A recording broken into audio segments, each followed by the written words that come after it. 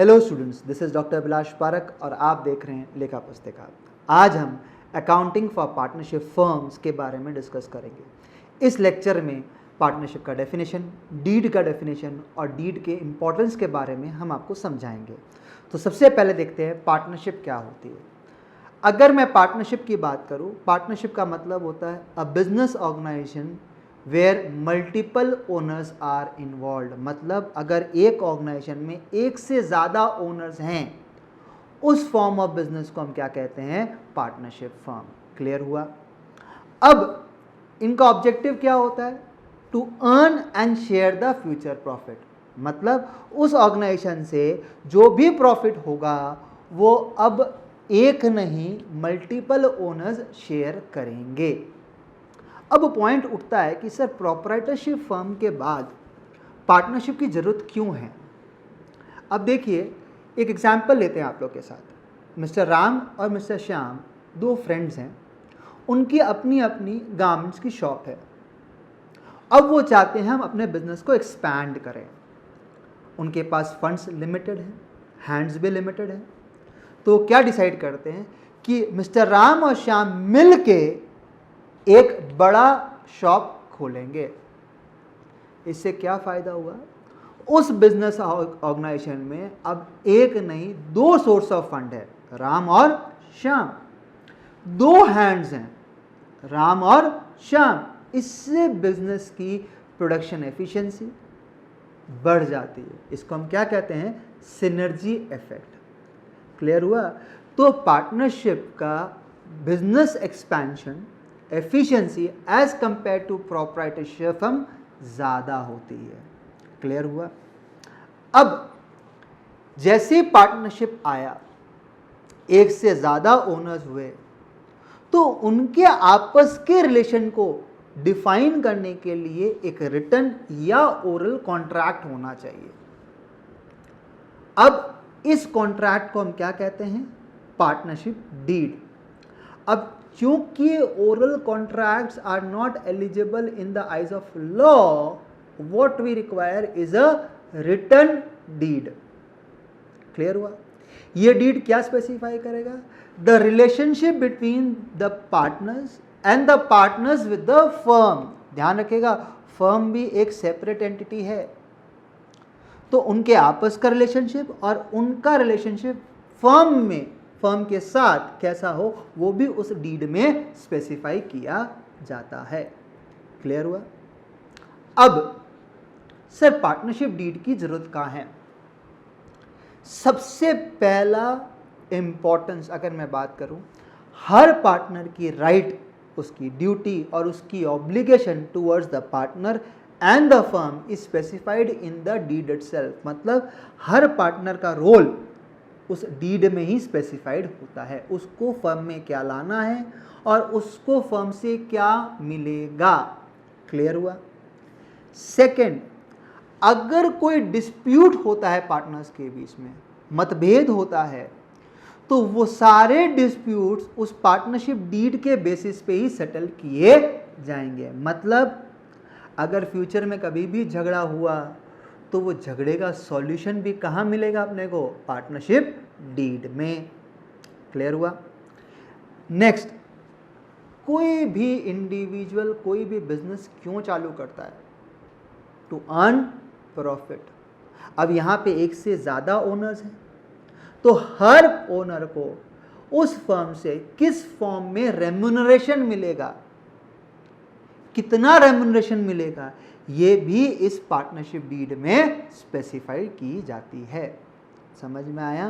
तो एक पार्टनरशिप की वर्किंग का बेस एसेंशियली इनको कहाँ मिलता है? पार्टनरशिप डीड में। अब अगला क्वेश्चन उठता है, तो सर क्या पार्टनरशिप डीड कंपलसरी है? The answer is no. Partnership deed compulsory नहीं है। एक ओरल एग्रीमेंट भी हो सकता है, लेकिन उस केस में, in case of any dispute, partnership act 1932 के प्रोविजन उस फर्म पे एप्लीकेबल हो जाएंगे, क्योंकि उनके पास एक रिटर्न पार्टनरशिप डीड नहीं है। मतलब अगर पार्टनरशिप की डीड की बात करूं तो वो एक तरह का पार्टनरशिप फर्म का कॉन्स्टिट्यूशन है। अगर वो आपने क्रिएट नहीं किया तो इंडियन पार्टनरशिप एक्ट 1932 के प्रोविजन आपके ऊपर एप्लीकेबल होंगे। क्लियर हुआ? तो अब एक एग्जाम्पल देखते हैं जिससे आपको पता चलेगा कि अगर पार्टनरशिप डीड नहीं होती है तो क्या क्या प्रॉब्लम्स अराइज हो सकते हैं। तो आइए देखते हैं एग्जाम्पल में। मेरे एग्जाम्पल में 4 फ्रेंड्स हैं, मिस्टर भरत, मिस्टर नील, विप्लव और मिस्टर अभिलाष। ये चारों दोस्त मिलके एक बिजनेस स्टार्ट करने की बात करते हैं, जिसमें सबसे पहले आते हैं मिस्टर भरत। उन्होंने क्या कहा कि देखो दोस्त, मेरे फादर के पास बहुत पैसा है, तो जहाँ तक सवाल है फंड्स का, बिजनेस में 97% फंड्स मैं इन्वेस्ट कर दूंगा। फिर आते हैं मिस्टर नील। वो कहते हैं देखो वैस, मेरा कन्विंसिंग पावर बहुत अच्छा है, तो अगर मैं सेल्स में इन्वॉल्व हूँ, मार्केटिंग में इन्वॉल्व हूँ, तो मैं अपने बिजनेस के प्रोडक्ट को सेल ज़्यादा कर सकता हूँ। चलिए अच्छी बात है। अब विप्लव क्या कहते हैं कि भाई मेरे पापा ने पैसा नहीं, सिर्फ नाम कमाया है, हमारी ब्रांड वैल्यू बहुत अच्छी है, हमारे ब्रांड इक्विटी का अपने आप में मार्केट में वैल्यू है।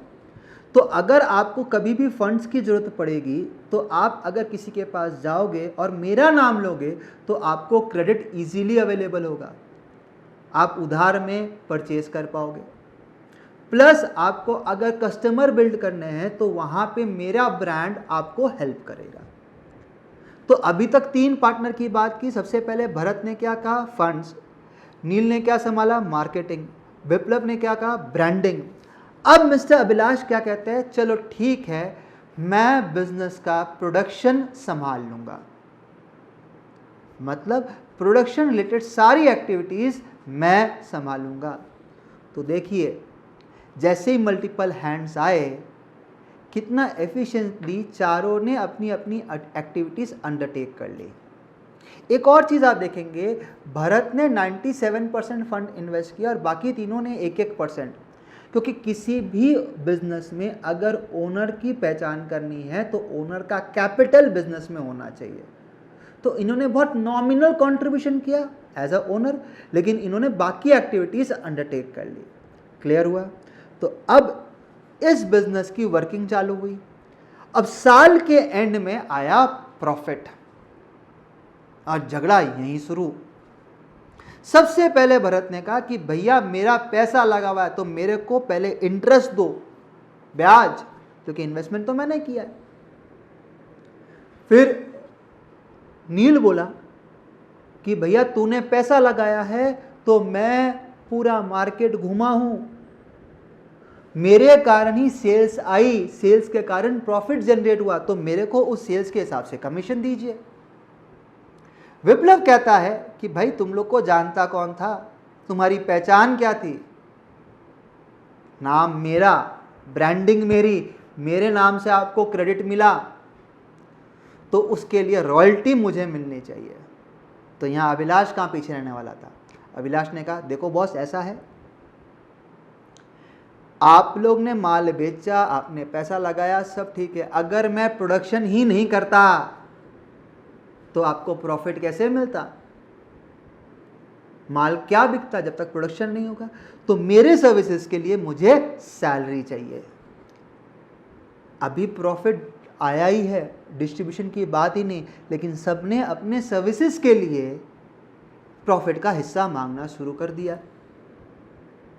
अब जब भी कोई झगड़ा होता है तो लोग कहाँ पहुंचते हैं?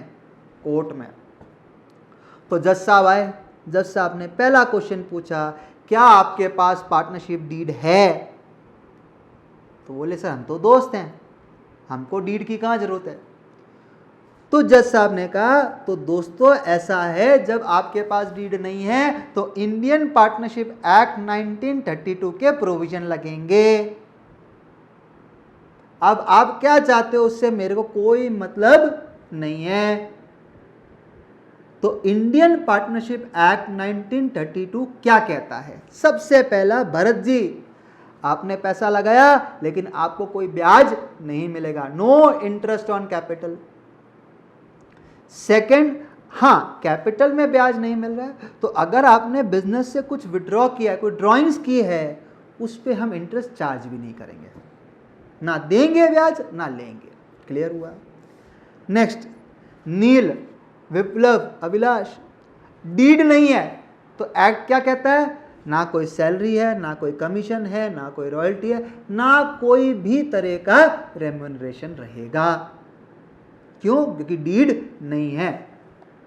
हाँ, अगर किसी पार्टनर ने बिजनेस को लोन दिया है तो उस पे इंटरेस्ट जरूर दिया जाएगा at the rate 6% per annum. ये 6% पर एनम कहां स्पेसिफाइड है? इंडियन पार्टनरशिप एक्ट 1932 में।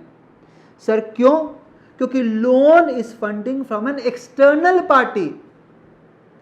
ओनर का कंट्रीब्यूशन क्या कहलाता है? कैपिटल। जब भी लोन की बात उठती है, भले कोई भी दे, अगर लोन है तो बिजनेस के लिए क्या है? एक्सटर्नल लायबिलिटी, और उसके ऊपर दिए जाने वाला interest is a charge on the business. खर्चा है तो चाहे एग्रीमेंट हो नहीं हो, चाहे प्रॉफिट हो नहीं हो, वो इंटरेस्ट तो आपको देना ही है। बट एक्ट में कितना स्पेसिफाई कर दिया? 6% पर एनम। क्लियर हुआ? अब चारों ने पूछा तो सर इस प्रॉफिट का क्या करें? मैंने पहले भी कहा था, बिजनेस में सारे पार्टनर्स क्या होते हैं? इक्वल होते हैं। कितना आपने पैसा लगाया, क्या आपने काम किया, इससे कोई मतलब नहीं है। In the eyes of law you all are equal. तो जो भी प्रॉफिट आपके बिजनेस ने जनरेट किया है वो सारे पार्टनर्स में आप इक्वली डिस्ट्रीब्यूट कर दोगे, irrespective of the services provided. Clear हुआ? तो अगर पार्टनरशिप डीड नहीं है तो कोई भी रेम्यूनरेशन नहीं मिलेगा। जो भी बिजनेस का प्रॉफिट है वो चारों पार्टनर्स में इक्वली डिस्ट्रीब्यूट कर दिया जाएगा। इसी के साथ हमारे जज साहब ने क्या कहा कि साहब आप अगले साल फिर झगड़ा करते हुए आओगे, तो इससे अच्छा क्या कर लो? एक पार्टनरशिप डीड क्रिएट कर लो, जिसमें भरत आपको अपने फंड्स पे इंटरेस्ट चाहिए, आप इंटरेस्ट का क्लॉज डालो। नील आपको कमीशन चाहिए, आप कमीशन का क्लॉज डालो। विप्लव आपको रॉयल्टी चाहिए, आप रॉयल्टी का क्लॉज डालो। और अभिलाष अब सैलरी का क्लॉज डाल लो।